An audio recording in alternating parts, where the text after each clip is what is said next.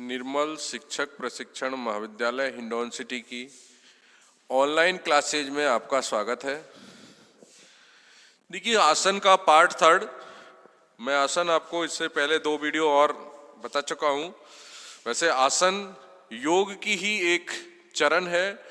जो अष्टांग योग है उसमें यह जो पार्ट है वह यम नियम आसन थर्ड नंबर की एक स्टेज है। इसकी इतनी ही इंपॉर्टेंस है योगा में जैसे अदर प्राणायाम की है, कि योग के बाद प्राणायाम आता है और उसके बाद धारणा, ध्यान, समाधि, वो एक अलग और स्टेज है। अभी हम बात करें कि योग की इंपॉर्टेंस, तो उसमें क्या होता है योग की इंपॉर्टेंस में, कि आपके लिए जो योग है, योग तो एक बड़ा नाम है। योग से तात्पर्य है कि आज हम अपने शरीर के लिए मानसिक, शारीरिक एवं आध्यात्मिक विकास करने को योग आसन बताए गए हैं। ठीक है, अब उसी का एक पार्ट है आसन। आसन हमें शरीर की और मानसिक दोनों, शारीरिक और मानसिक दोनों ही बीमारियों से हमें फायदे पहुंचाता है। हमारे अंदर जो विकार हैं, कमियां हैं, रोग हैं उनको दूर करने में फायदेमंद रहता है। ये एक आसन की साधारण सी डेफिनेशन है। अब इसके अंदर बहुत सारे आसन हैं। जैसे वैसे अगर अलग अलग इनको देखें तो कई ऐसे हैं जो खड़े होकर किए जाते हैं आसन है। आप स्ट्रेट में खड़े होकर आसन कर सकते हैं। कई बैठकर किए जाने वाले आसन है। अब बैठकर में भी कई घुटनों के बल बैठ के किए जाते हैं, कई हिप के ऊपर बैठकर, और जैसे पद्मासन है और कई और आसन है, हलासन, तो उन सब का अलग एक फ्रेम है। और जैसे घुटने को फोल्ड करके, जैसे अब एक आसन आएगा नीचे वज्रासन जिसकी 3 प्लेटफॉर्म है, वो घुटने को फोल्ड करके बैठकर ही किए जाने वाला। अब उसमें बैठकर भी है, वो लेटकर भी है, और बैठने के साथ में अपने कमर का एक आसन है जो फोल्ड कमर करने को, उसको भूनमन आसन भी, वज्रासन भी है। तो अभी हम ऊपर से जब स्टार्ट करते हैं, सबसे पहले नाम आता है मयूर आसन का। मयूर से तात्पर्य है मोर जैसा। मयूर मोर को ही कहते हैं अपनी साधारण भाषा में। संस्कृत में मयूर कहा जाता है मोर को। इसमें क्या होता है कि हाथों को तो जमीन पे टिका दिया जाता है और पूरा बैलेंस जो है वो हथेलियों पर लेके और अपने पूरे शरीर को सीधा फ्लैट करके और इनके ऊपर ही खड़ा हुआ जाता है। मतलब लेट के आप और पंजों, मतलब हाथ के पंजों पर अपने पूरे बॉडी के बैलेंस को लेना होता है। कहने का तात्पर्य यह है, इस आसन में हाथों पर टिके रहने से शरीर का आकार मोर जैसा बन जाता है, इसलिए इस आसन को मयूर आसन कहा है। यह आसन अपेक्षाकृत कठिन है। पूरे शरीर को, बॉडी के को हथेलियों पर ले लेना बहुत प्रैक्टिस का काम है। आम इंसान पर, और आम इंसान से मतलब बिना प्रैक्टिस के यह संभव नहीं है कि आप इसको कर पाए, क्योंकि practice he makes a man perfect. तो अगर आप इसकी लंबी प्रैक्टिस करेंगे तो ही आप इसमें सफलता प्राप्त कर सकते हैं। इसकी क्रियाविधि क्या है कि भूमि पर घुटनों के बल बैठें, दोनों घुटनों के बीच में थोड़ी सी जगह रखें। जैसे शुरू में आप अपने आप को ऐसे करके, और तभी तो बैलेंस बनेगा हाथ का, ऐसे हाथ पे लेके, और फिर अपने आप को बैलेंस कर लें हथेली पे, और पीछे के हिस्से को भी उठाएं आप अपने पैरों वाले को, और कमर से ऊपर वाले हिस्से को भी उठाएं, और इन पर ही पूरा वजन हथेलियों पर रह जाता है। ये नीचे टिक जाते हैं यूं, और अपना बैलेंस आप फोल्ड होके सीधे लेट जाते हैं उल्टे होके।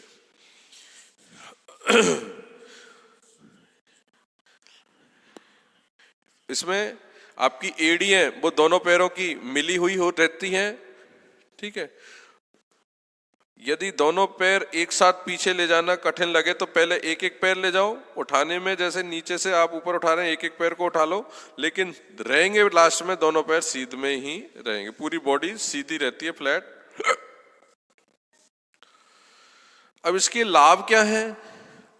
मयूर आसन के करने से हमें फायदे कहाँ कहाँ पहुंचते हैं, तो इसके लिए हम बताते हैं। यह आसन कुछ क्षणों में काफी व्यायाम देता है, यानी कम समय में अधिक कसरत करा देता है, शरीर को शीघ्रता से शक्ति प्रदान कर देता है, जल्दी ही इसमें एनर्जी आ जाती है, पाचन शक्ति विकसित करने की दृष्टि से अत्यंत यानी आपका जो डायग्नोसिस सिस्टम है पेट का, जो पाचन शक्ति है जिसको कहते हैं, उसमें काफी ये फायदे पहुंचाता है। कौन सा? मयूर आसन। इसके अलावा पेट से ही रिलेटेड वायु, पित्त, कफ बढ़ने वाले रोगों को भी यह दूर कर देता है। वात, पित्त, कफ तीनों ही वैसे रोगों के वो रहते हैं, तो इन तीनों में ही फायदा पहुंचाता है। कौन सा? मयूर आसन। डायबिटीज यानी मधुमेह तथा बवासीर में जो रक्तस्राव होता है उसको भी यह रोकता है। इस आसन से स्नायु तंत्र मजबूत होता है और कुंडली भाव जागृत होता है, और इससे कॉन्स्टिपेशन यानी कब्ज भी दूर हो जाता है। इस आसन को करने से फेफड़े और पेट के अवयवों में ताजगी आ जाती है। लंग्स में भी इस आसन के करने से उसको ऊर्जा मिलती है, लंग्स को अवयवों में ताजगी मिलती है, और जिगर की खराबियां दूर होती हैं, यानी जो आपके दिल में है उनमें भी आपको फायदा पहुंचता है। इस आसन के अभ्यास से शरीर में रक्त परिसंचरण प्रक्रिया है वो काफी अच्छे से होती है, यानी जो आपकी बॉडी के अंदर ब्लड का सर्कुलेशन रहता है उसमें सही उसमें परफेक्शन आ जाता है, यानी रक्त शुद्धि का काम भी हो जाता है इससे, और सर्कुलेशन भी फास्ट हो जाता है। शरीर में तेज, कांति और लावण्य उत्पन्न हो जाता है। तेज, कांति, लावण्य से तात्पर्य यानी चेहरे पर ग्लो, चमक आ जाती है, स्मार्टनेस। यह आसन शरीर में स्थूलता नहीं आने देता, ज्यादा मोटापा, थुलथुलपना जो आदमी ऐसा रहता है वह दूर कर देता है। तो मयूर आसन के हमें गैस्ट्रो जो प्रॉब्लम है उसकी है पाचन संबंधी जो प्रॉब्लम है वो दूर करता है, गैस पित्त संबंधी दूर करता है, हार्ट को मजबूत करता है, ठीक है, और फेफड़ों को भी यह मजबूती पैदा करता है। इसके बाद है वृश्चिक आसन। ये काफी कठिन आसन है। वृश्चिक मीन बिच्छू, बिच्छू वाला आसन। ये तो है मोर और ये है बिच्छू। मयूर आसन तो है मोर और ये है बिच्छू। बिच्छू जानते होंगे, बिच्छू काट लेता है डंक वाला, तो ये बिच्छू की सी शेप बनती है। बिच्छू का जो डंक देखा आपने, ये फोल्ड हुआ होता है। ऐसे ही शरीर को आप अपने कोहनी और इसको जमीन पे टिकाएंगे और पूरे शरीर को घुमा के और फोल्ड कर देना होता है। जो वो फोल्ड हो रहा है ऊपर से वो है डंक, और यूं खड़ा है वो बिच्छू का मुंह है। इस तरह की इसकी शेप बनती है। अब मैं आपको डेमोन्स्ट्रेशन तो कैसे करूं और चित्र में भी आपको किस तरह से, यहाँ इसके तो यही है कि आप थोड़ा से भाव को समझे, और बाकी जब खुलेंगे कॉलेज या कोई व्यवस्था ऐसी होंगी तब आपको यहाँ एक स्पेशल योगा स्पेशलिस्ट को बुलाएंगे जो आपको परफेक्शन में, देखिए आज मैं करवाऊंगा तो मैं आधे पे छोड़ जाऊंगा, आप इसको ऐसे करो, थ्योरी में पढ़ा रहा हूँ, प्रैक्टिकल आप करो, क्योंकि कई चीजें मुझ पे भी नहीं होती। भाई मैं कोई फिजिकली या योगा का एक्सपर्ट नहीं हूँ, जैसे होना चाहिए। जो आदमी इस सब्जेक्ट को पढ़ाता है उसके लिए परफेक्शन होना बहुत जरूरी है। लेकिन परफेक्शन क्या करेगा जब आपका फिजिक ही ऐसा है, इसके लिए तो बहुत चैलेंजेबल रोल होने चाहिए। आज ऐसा बताते हैं पुलिस महकमे में कई बार ऐसा वो चला रूल वो कि जो भी ऐसे पुलिस वाले जो हैं विशेषकर वर्किंग में रहते हैं, मोबाइल टीम में रहते हैं, उनको इतने किलोमीटर की दौड़ प्रत्येक दिन लगानी होगी और उसकी हमें जानकारी प्रत्येक दिन जैसे रजिस्टर में हाजिरी करते हैं ऐसे उसकी जानकारी देनी होगी। कितने ही अनफिट हो गए, क्योंकि लगातार वर्कआउट नहीं करने से सबके पेट बाहर आ गए। घूमने दौड़ने के लिए तो एकदम स्लिम ट्रिम होना चाहिए, सांस फूल गई कहीं तो खत्म हो गए ऑन स्पॉट, तब जाके कानून को रोका गया भैया ऐसा कानून मत लगो, क्योंकि जब डेथ हो गई, क्योंकि अधिकतर लोगों को खान पीन ड्रिंक करना हो रहा है या अनाप शनाप चिकनाई खा रहे हैं, तो वैसे ही उनकी सारी चीजें डिफेक्टेड है। अब उनको दौड़ लगवा दिया आपने, प्रेशर में वो दौड़ लगा रहे हैं कि भाई हमारा आज का सैलरी नहीं बनेगी, प्रत्येक दिन की आपको हाजिरी इसी से दो हम। तो ऐसी स्थिति में कईयों को क्या हार्ट अटैक आ गए। कई बार दौड़ते हुए भी कई लोगों को हार्ट अटैक आया है, शुरू में एंट्रेंस टेस्ट में भी, फिजिकली या फिटनेस में। लेकिन उस समय तो गवर्नमेंट जिम्मेदार यूं नहीं रहती कि भाई उस समय तो इंटरेस्ट आप हो ही नहीं, लेकिन इन सर्विस खत्म होना और आपके रूल ऐसे बनने से अगर कोई होता है तो गवर्नमेंट के ऊपर ही आती है, फिर उसको रोक दिया गया, हार्ड एंड फास्ट रूल नहीं है। तभी आज देखो आप पुलिस महकमे में जो लोग हैं, नई उम्र के को तो छोड़ो, जितनी उम्र बढ़ जाएगी मोस्टली लोगों की ये बड़ी तौन निकल रही होती है। अब इतनी बड़ी तौन निकलने वाले लोगों को आप भेजोगे कहीं के यार वहाँ ऐसा बदमाशी हो रही है, तो बदमाश लोग क्या, उनको इतने तुलतुल लोगों के आगे कोई चैलेंज थोड़ी है, उनके आगे भिड़ जाएंगे उनसे। इसके लिए तो प्रॉम्प्ट चाहिए आदमी, तो जैसा प्रोफेशन है उसके अकॉर्डिंग। ऐसी फिजिकली टीचर है, आप देखो मोस्टली फिजिकली टीचर गवर्नमेंट में अगर कोई है तो सारे ऐसे मिलेंगे जो, क्योंकि वर्कआउट है ही नहीं भाई। इसके लिए वर्कआउट चाहिए, यानी लगातार आप उसी का तरह का खान पान और उसी की तरह से आपको फिटनेस मेंटेन करनी होती है। खैर वो एक अलग है। अब तो न केवल शारीरिक शिक्षक के लिए बल्कि एक शिक्षक के लिए भी और स्टूडेंट के लिए भी अपने आप को फिट रखना बहुत मस्ट हो गया। इसके पीछे लॉजिक आपको मैंने पहले भी दिया, तो पूरा कोर्स ही करा दिया मैंने, कि जो स्ट्रेस आते हैं, जो प्रॉब्लम्स क्रिएट होती है आज के टाइम में, जो भागा भाग वाली जिंदगी है उसमें समय नहीं है, तो कई सारी चीजें डिफेक्ट हो रही हैं। तो इसके लिए हमें मस्ट है कि हम फिजिकली फिटनेस पर ध्यान दें, जिसमें हमें शारीरिक शिक्षा और योग दोनों ही उसमें हमें बहुत बड़ा योग देते हैं, जिससे हम अपने आप को चुस्त दुरुस्त मानसिक शारीरिक आध्यात्मिक रूप से व्यवस्थित कर सकते हैं और सुखी रह सकते हैं। तो इसके बाद जो आ रहा है वो है वृश्चिक आसन। वृश्चिक आसन के अंतर्गत वृश्चिक का ये संस्कृत वर्ड है वृश्चिक, इसका अर्थ है बिच्छू, और बिच्छू के अंतर्गत जो नीचे रहा है, ध्यान अभी दिखा जब याद आया मुझे, तो इस आसन का शरीर बिच्छू जैसा बन जाता है। जो लोग लंबे समय तक शीर्षासन अथवा हस्त वृक्षासन कर सकते हैं वे इस आसन को सरलता से, विशेषकर जो शीर्षासन नीचे सर ऊपर पैर जिन्होंने किया है वो लोग इसको ज्यादा कंफर्टेबल ढंग से कर सकते हैं, क्योंकि ये लगातार अभ्यास का एक मैटर है, क्योंकि पूरा वजन बॉडी का इन पर ले लेना काफी टिपिकल काम है। मयूरासन भी काफी टिपिकल है, ये टिपिकल आसन बता रहा हूं मैं अभी आपको। क्रियाविधि क्या है, प्रारंभ में यह आसन दीवार का सहारा लेके करें आप, क्योंकि ऊपर जब पैरों को करेंगे आप, शरीर का केवल ये यहां से लेकर ये केवल जमीन पे रहेंगे, बाकी पूरा यहाँ का जो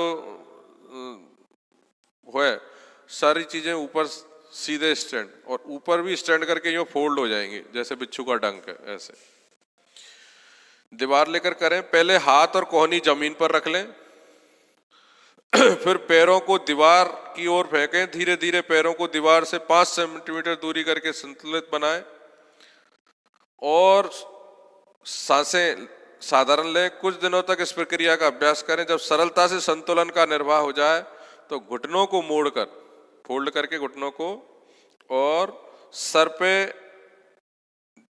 उसको फोल्ड करके ले आए पीछे से।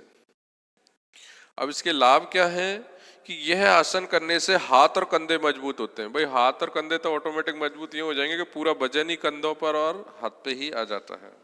साथ ही पेट के स्नायु और उचित मात्रा में पेट पे भी खिंचाव आता है, क्योंकि वह फोल्ड हो गया है ऊपर जाके, तो उसमें भी आराम वो फायदे पहुंचता है।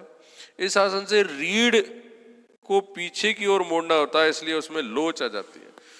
जो रीढ़ की हड्डी है उसमें भी फ्लेक्सिबिलिटी, लचीलापन आ जाता है। इस आसन से शीर्षासन, चक्रासन, धनुरासन के सभी लाभ पूर्ण हो जाते हैं। इसके बाद जो आसन आता है वो काफी विशेषकर पेट के लिए बहुत अच्छा आसन है, जिसका नाम है वज्रासन। ऐसा भी कहते हैं बहुत से खाने के बाद अगर आप वज्रासन करते हैं तो खाने की पाचन में फायदा करता है वज्रासन।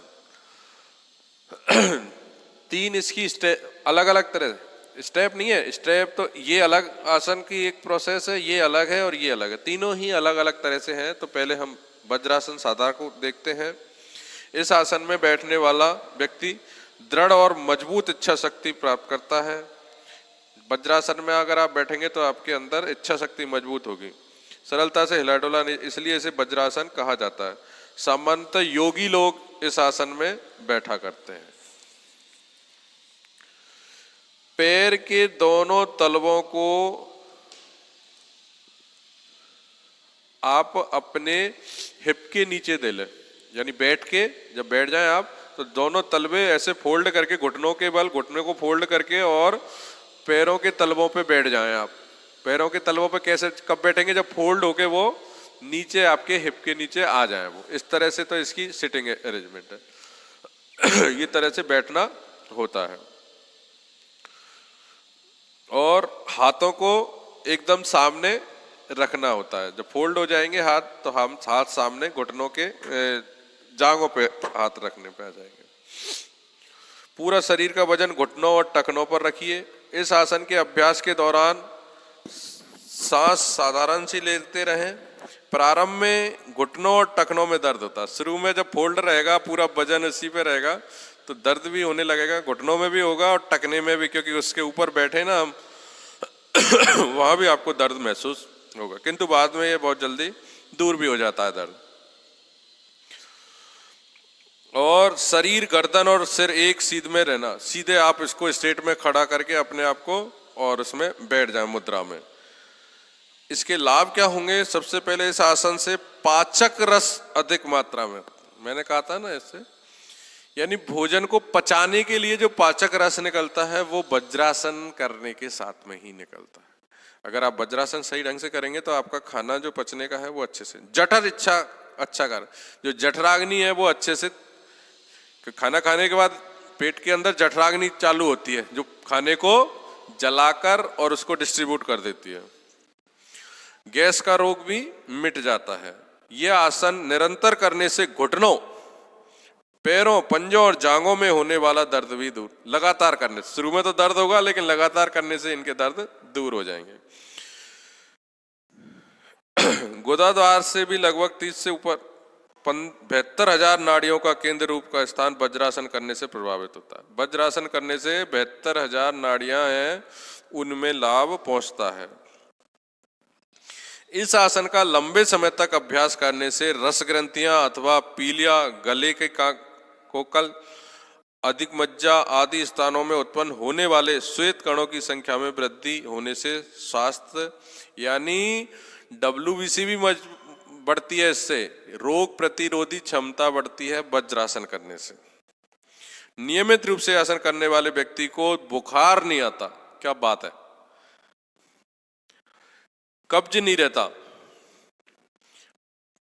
भूख नहीं लगने वाली जो वो है बीमारी वो नहीं रहती, मंदाग्नि जिसको कहते हैं, या अजीर्ण, ज्यादा खा लिया और पचता नहीं है वो वाला आदि छोटे बड़े किसी भी रोग से पीड़ित नहीं होता है।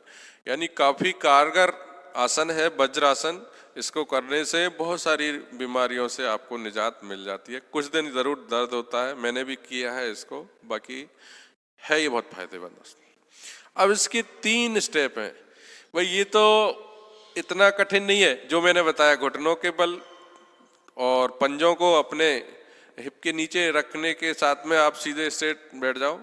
लेकिन इस तरह की पोजीशन लेने के बाद आपको पीछे घूम के और फिर लेट जाना, इसको कहते हैं सुप्त वज्रासन।